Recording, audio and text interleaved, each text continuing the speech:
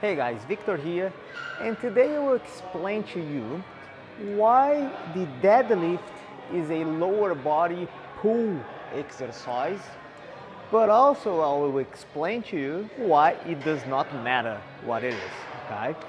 But if you like the content of the channel, before anything else, please subscribe it so help us out on creating more videos and keep informing the fitness industry of what's reality out there and what's myth, okay?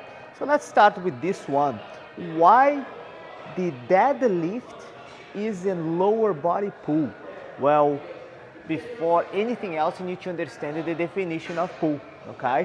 When we pull, when you bring the bar, the dumbbell, the kettlebell, or the handle, or whatever other tool you use, when you bring it towards the muscle working or the joint that you are using, then you are pulling towards the body. Therefore, you are having a pull movement. In this example here, when I am doing the deadlift, I am pulling the bar towards my glutes, towards my hips, or towards my hip joints. So I go there, 1, 2, 3, body's away from my hips. Now I pull it towards my hips, okay? When I pull it towards my hips, or when I pull it towards my glutes, I am pulling the bar towards my body. Therefore, it's a pull movement. It's a lower body pull exercise, similar to a seated row. Seated row, you pull the handles towards the body. Another example with the barbell, we can have the bend over row. Okay, why this is a pull?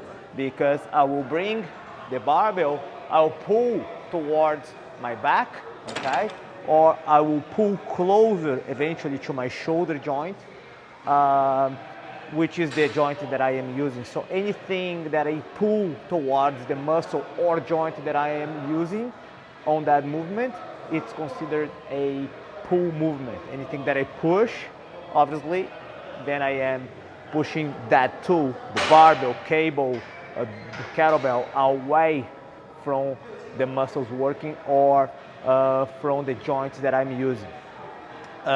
Another example that we can have here, for example, if I do an upright row, right? If I do an upright row, what happens here? I will pull towards my shoulder. I will pull towards the shoulder joint, so it's an upper body pull exercise. And then if I'm doing a press, for example, okay, I am pulling, I'm pushing away. So this is an upper body push, okay? So that's the difference from push and pull. The difference from pulling from a movement that you are pulling and from a movement that you are pushing, okay? So, understanding that, why did I say it does not matter if the deadlift is a push or a pull? Well, some people want to define because they may want to do a type of split on their exercise routine or on the training program that's called push and pull, okay? But the push and pull doesn't matter for deadlifting purposes whether the deadlift is a push and a pull.